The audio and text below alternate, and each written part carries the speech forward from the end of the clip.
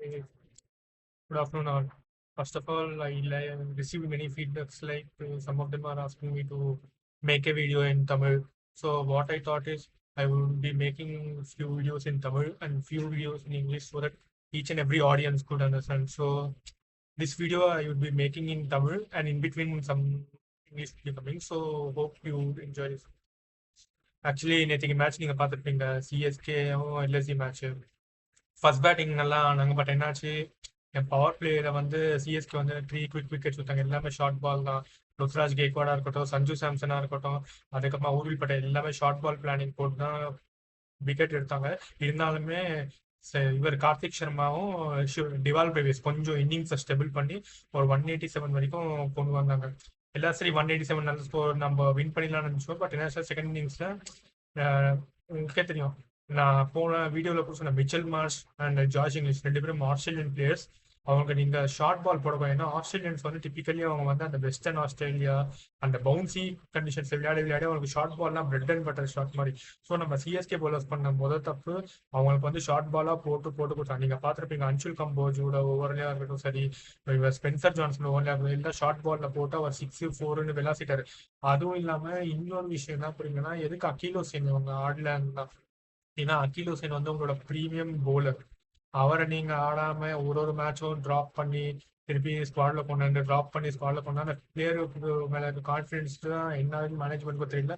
அவருக்கும் அந்த கான்ஃபிடன்ஸ் இருக்க மாட்டேங்கன்னா, இன்கேஸ் இப்போ ஒருவேளை ஸ்பென்சர் ஜான்சன் பேர்லு அகில் ஹுசனையும் ஆடிக்கலாம். அப்படி இல்லைன்னா இவங்க இன்னொரு தப்பு பண்ணியிருந்தாங்க, சிவம் துபே பேர்லு இவங்க குருஜப்ரீத் சிங் ஆடி இம்பாக்ட் பிளேயர்ல ஏதாச்சும் கொஞ்சம் கொண்டு வந்து அகில் ஹுசனை உள்ள கொண்டு வந்திருந்தா கூட இந்த மேட்ச் கொஞ்சம் நல்லா போயிருக்கும். ஆனா மெயின் ரீசன் வந்து நம்ம சிஎஸ்கே போலர்ஸ் வந்து ஆஸ்திரேலியன் அவங்களுக்கு எல்லாமே ஷார்ட் பாலா போட்டு ரன் கொடுத்தாங்க. ஃபுல்லர் லென்த் யாருமே போடல. எனக்கு இன்னொன்னும் தோணுச்சு என்னன்னா, ஒருவேளை மேட் ஹென்ரி இவங்க யாராச்சும் ஆடி இருந்தா கூட அந்த ஃபுல்லர் லென்த் போட்டிருப்பாங்கன்றது எனக்கு தெரியும். ஸ்பென்சர் ஜான்சன் நல்லா போடலன்னு சொல்ல வரல, நல்லா போட்டார். பட் இருந்தாலுமே வந்து கொஞ்சம் அந்த ஷார்ட் ஆஃப் லென்த்ல இருந்ததுனால ஆஸ்திரேலியா அவங்க நல்லா மிச்சல் மார்ஷும் ஜாஷ் இங்கிலீஷும் நல்லா இது பண்ணி அவ்வளோ ஸ்கோர் பண்ணிட்டாங்க. ஓவரால் பார்ப்போம், இன்னும் 2 மேட்சஸ் இருக்கு சிஎஸ்கேக்கு. பட் சொன்ன மாதிரி எல்எஸ்ஜி அப்செட் பண்ணிட்டாங்க சிஎஸ்கேவை. ஸோ இந்த ஐபிஎல்ல இது ஒரே ஒரு விஷயம் தான், லோவரா இருக்க டீம்ஸ் இனிமே நம்ம வந்து என்ன சொல்றது, ரொம்ப அண்டர் எஸ்டிமேட் பண்ணக்கூடாது. எந்த மேட்ச் வேணாலும் அவங்க என்ன வேணா பண்ணதுக்கு வாய்ப்புகள் இருக்கு. So let's hope.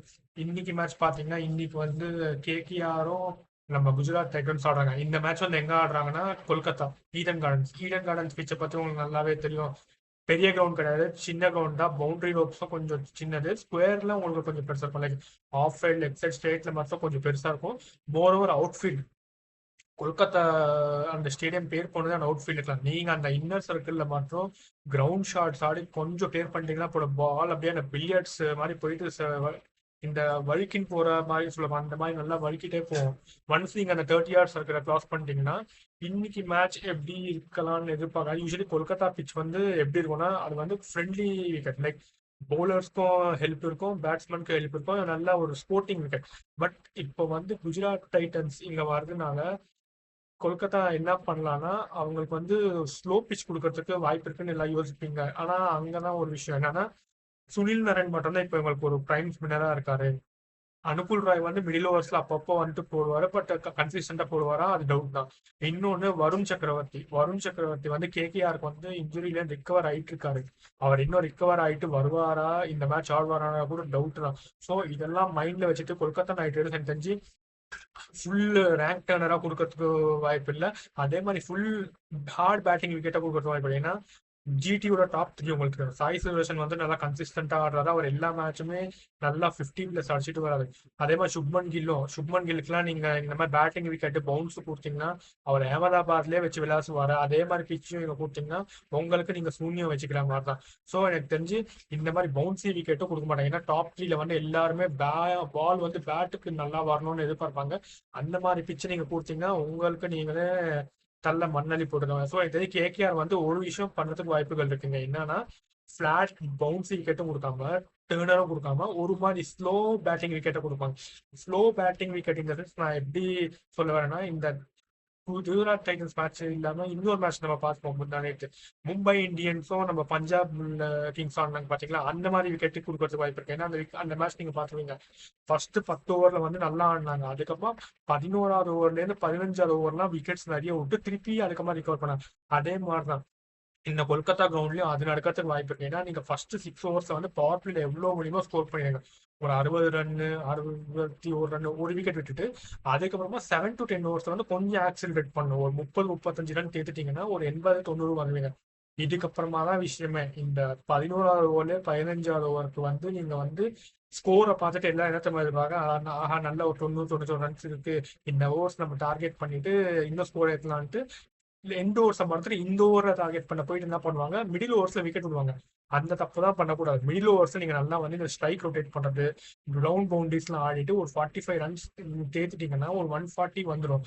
அதுக்கப்புறமா 15 to 20 ஓவர்ஸ் நீங்க ஒரு நல்ல இது ஆக்சிலேட் பண்ணி ஒரு 55 to 60 அடிச்சிங்கன்னா மினிமம் எனக்கு தெரிஞ்சு இங்க ஆவரேஜ் ஸ்கோர் நீங்க எடுக்கலாம். அதுதான் ஆவரேஜ் ஸ்கோர்னா ஒரு 195ல இருந்து 203 வந்து ஆவரேஜ் ஸ்கோர். இது ஆவரேஜ் ஸ்கோர். நீங்க மேட்ச் ஜெயிக்கணும்னா இங்க ஃபர்ஸ்ட் பேட்டிங் ஆடி அட்லீஸ்ட் ஒரு 220 இல்ல 225 தேர்த்துக்கு பவுலிங் போடும்போது நான் சொன்ன மாதிரி 50 கிரவுண்டு அவுட்ஃபீல்டு வந்து ரொம்ப ஃபாஸ்டா இருக்கும், கிரீன் அண்ட் லஸ்டா இருக்கும். 50 ground only square boundaries, state boundaries மட்டும்தான் பெருசு.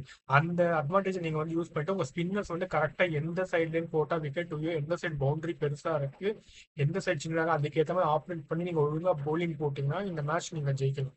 ஸோ இதுதான் மெயின் விஷயம். இன்னைக்கு ஸ்குவாட் எப்படி இருக்கும்னு பாத்தீங்கன்னா, ஜிடி வந்து உங்களுக்கே தெரியும். கண்டிப்பா சுப்மன் கில்லும் சாய் சுரேஷும் தான் ஓபன் பண்ண போறாங்க. அதுக்கப்புறம் ஜாஸ் பட்லர் நம்பர் 3. இன்னொரு விஷயம், நான் ஜிடி எப்பவுமே சொல்லிட்டு இருக்கேன், அவங்க எப்பவுமே டாப் ஆர்டர் தான் ஸ்கோர் பண்ணிட்டு இருக்காங்க, மிடில் ஆர்டர் வரமாட்டேங்கிறாங்க. இப்பதான் கொஞ்சம் கொஞ்சம் மிடில் ஆர்டரே வந்து கான்ட்ரிபியூட் பண்றாங்க. லைக் வாஷிங்டன் சுந்தர் ஆடுறாரு, அதுக்கப்புறமா சுவன் ஷெட்டி. ஆனா இருந்தாலுமே என்னன்னா, அவங்க டீம்ல ஒரு பெரிய பிளஸ் டாப் 3ல வந்து யாராவது ஒரு பேட்ஸ்மேன் வந்து நின்றுடுறாங்க 15 ஓவர்ஸ் இருக்கும். அது சுப்மன் கில்லா இருக்கட்டும், நான் பார்த்த வரைக்கும் மோஸ்ட்லி சாய் சுதர்ஷன் தான் அந்த ஆங்கர் ரோல் எடுக்கிறாரு. அவர் அழகா சிச்சுவேஷன் அனலைஸ் பண்ணி அதுக்கேற்ற மாதிரி எந்த டைம்ல என்ன ஷாட்ஸ் ஆடணும், எந்த இதுல வந்து ஆக்சிலேட் பண்ணணும்ன்றத நல்லா கணிச்சு ஒரு 15 ஓவர்ஸ் வரைக்கும் நிற்கக்கூடிய பேட்ஸ்மேன் அவர். ஸோ அதுதான் கேகேஆர் நீங்க என்ன பண்ணா முடிஞ்ச அளவுக்கு ஜிடியோட டாப் 3 நீங்க செட்டில் ஆக விடாதீங்க. எவ்வளவு சீக்கிரம் உங்க விக்கெட் எடுக்கிறீங்களோ அவ்வளோ உங்களுக்கு வின்னிங் சான்ஸ் ஜாஸ்தி. நீங்க அந்த டாப் 3 சீக்கிரமா அவுட் பண்ணிட்டாலுமே நல்லது. இல்ல அப்படி முடியலன்னா ஒருத்தரை நிறுத்தாருன்னா நீங்க அடுத்த பேட்ஸ்மேன் அவுட் பண்ண பார்த்து அந்த சைட் ப்ரெஷர் கிரியேட் பண்ணி பண்ணணும். ஏன்னா நீங்க இவங்க இதுல யாராவது ஒருத்தரை செட்டில் அவுட்டிங்கன்னா கூட சோலி முடிஞ்சிடுச்சு தான் சொல்லணும். அதனால இந்த ஒரு விஷயத்த நீங்க பார்த்துக்கோங்க. டாப் 3 செட்டில் ஆக விடாதீங்க. முடிஞ்ச அளவுக்கு அவங்களை அவுட் பண்ணேன். ஸோ எனக்கு தெரிஞ்சு சாய் சுதர்ஷன், சுப்மன் கில், ஜாஸ் பட்லர் இது வந்து நம்ம டாப் 3 இருக்கும். நம்பர் 4 வந்து எனக்கு தெரிஞ்சு வாஷிங்டன் சுந்தர் வருவாரா இல்ல வந்து நிஷாந்த் சிந்து வருவாரான்னு அது அவங்களுக்குள்ள தெரியல. So maybe Washington Sundar number 4, number 5 Nishant Sindhu, number 6 Jason Holder. Jason ஹோல்டரோட போலிங் வந்து எனக்கு தெரிஞ்சு கொல்கத்தாக்கு கண்டிப்பா சூட் ஆகும். ஏன்னா வந்து அவர் நல்ல டாலாவும் இருக்காரு, ஹிட் டெக் போலர், நல்லா வந்து அந்த ஹார்ட் லென்ஸ் அடிக்கிறாரு, அதே மாதிரி ஸ்லோவர் பவுன்சர்ஸ் யார்கர்ஸ் போடுறதுனால ஜேசன் ஹோல்டர் வந்து இந்த கிரவுண்ட் ஃபேவரபுளா இருக்கும். So Nishant Sindhu 4, Washington Sundar 5, Jason Holder 6, Rashid Khan 7, ராகுல் டெவாட்டியா, அதுக்கப்புறமா கபீர் ரபாடா, முகமது சிராஜ், இதுக்கப்புறமா கபீர் ரபாடா, முகமது சிராஜ், இதுக்கப்புறமா மானவ் சுத்தர் ஆடுவாங்களா, இவங்க சாய் கிஷோர் ஆடுவாங்களா தெரியல. இவங்க 2 பேர் ஏதாவது இம்பாக்ட் சப்ல இருக்கிறதுக்கு வாய்ப்பு இருக்கு. பிரசித் கிருஷ்ணா இதுதான் அவங்களோட 11. இம்பாக்ட் சப் வந்து மானவ் சுத்தர், சாய் கிஷோர், இல்லைன்னா வந்து அர்ஷத் கான், இதுல இருந்து யாராவது ஒருத்தர கொண்டு வரதுக்கு வாய்ப்பு இருக்கு. கொல்கத்தா வந்து உங்களுக்கு ஃபின்னாலன் மாதிரி ஒரு நல்ல பிளேயர் இருக்காரு அவங்களுக்கு. ஸோ எனக்கு தெரிஞ்சு இவங்க எப்படி ஆடலாம்னா, இன்னொரு விஷயம், கொல்கத்தா நைட் ரைடர்ஸ் வந்து ரோமன் பவல் இருக்காருல்ல, ரோமன் பவலுக்கும் அவ்வளோ சான்ஸ் கிடைக்கிறது. அவர் வந்து நம்பர் 5 நம்பர் 6 தான் வராரு. ஏன்னா ரிங்கு சிங் வந்து நல்லா ஆடுறதுனால அவர் நம்பர் 5 நம்பர் 6 தான் வராரு. ஸோ எனக்கு தெரிஞ்சு இன்னைக்கு ரோமன் பவல் பிளேயர்ஸ்ல மேபி ரவன்தீப் சிங் வரத்துக்கு அவங்க கொண்டு வரலாம். இல்லைன்னா தேஜஸ்வி சிங் தையா யாராவது ஒரு நல்ல போலர் ஆல்ரவுண்டர் கொண்டு வரதுக்குள்ள வாய்ப்பு இருக்கு. So Ajinkya Rahane, ஃபின்னாலன் default.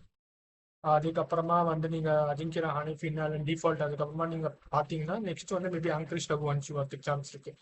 அங்கரிஷ் ரகுவன்ஷிக்கு அப்புறமா மேபி நம்பர் 4 கேமரூன் கின், அது வந்து டிஃபால்ட்டா உங்களுக்கு ஃபிக்ஸ் தெரியும். நம்பர் 4 கேமரூன் கின் அப்புறமா ரிங்கு சிங் நம்பர் 5. நம்பர் 5 ரிங்கு சிங் முடிச்சுட்டு நம்பர் 6 வந்து இவங்க அனுகூல் ராய்க்கு அப்புறமா சுனில் நாராயணுக்கு அப்புறமா ரமன்தீப் சிங், அதுக்கப்புறமா இது நம்ம பேஸ் bowler கார்த்திக் தியாகி முடிச்சுட்டு போன மேட்ச் ஒரு லெஃப்ட் ஆர்ம் சீமர் ஆடினார் பாத்தீங்களா, அவர் ஆடுறதுக்கான வாய்ப்பு இருக்கு. அதுக்கப்புறமா மேபி வைபவ் ஓரோரா அப்புறமா இம்பாக்ட் அப்படிதான் இவங்க அந்த தேஜஸ்வி சிங் பையா இல்லைன்னா வேற ஒரு பேட்ஸ்மேன் கொண்டு வரதுக்கு கூட வாய்ப்பு இருக்கு. ஸோ இதுதான் இன்னைக்கு பிளேயிங் லெவனு. நான் டாஸ் வந்து தெரிஞ்சு அவ்வளோ குரூஷலா இருக்குமான்னு சொல்ல முடியாது. பட் நான் ஆன் தி ஹோல் என்ன சொல்றேன்னா, win the toss bat first பண்ணிட்டு நல்ல ஒரு ஸ்கோரை நீங்க போஸ்ட் பண்ணுங்க. போஸ்ட் பண்ணி சொன்ன மாதிரி கண்டிஷன்ஸ் போலிங் எல்லாத்தையுமே கரெக்டாக யூஸ் பண்ணி நீங்க இது பண்ணீங்கன்னா மேட்ச் ஜெயிக்கும். இந்த மேட்ச்ல கூட யார் வின் பண்ணுவாங்கன்றது அவ்வளோ ஈஸியாக கணிக்க முடியும். ஏன்னா எனக்கு தெரிஞ்சு எல்லா கிரிக்கெட் எக்ஸ்பர்ட்ஸ் கிரிக்கெட் பண்டிட்ஸ் எல்லாருமே வந்து ஜிடி பக்கம் தான் போவாங்க. ஏன்னா ஜிடி வந்து இப்போ க்ரூசிங் ஃபார்ம்ல இருக்கிறதுனால எல்லாருமே வந்து குஜராத் டைட்டன்ஸ் சைடு தான் போவாங்க. பட் நான் இன்னொன்னு சொன்னேன், லோவரா இருக்கிற டீம்ஸ் நம்ம அண்டர் எஸ்டிமேட் பண்ணக்கூடாது. ஏன்னா நான் 3 மேட்ச்லுமே நான் போன மேட்ச் வந்து சிஎஸ்கே மேட்ச்ல சொன்னேன் எல்எஸ்ஜி அண்டர் எஸ்டிமேட் பண்ண அதுதான் ஆச்சு. அதுக்கப்புறம் முன்னாடி மேட்ச் சொன்னேன் எம்பை அண்டர் எஸ்டிமேட் பண்ணக்கூடாது, அதுதான் ஆச்சு. அதுக்கப்புறம் இன்னொரு மேட்ச் டிசி பஞ்சாப் மேட்ச்லும் அதுதான் நடந்துச்சு. ஸோ எனக்கு தெரிஞ்சு Kolkata night Riders can upset Gujarat Titans in this match.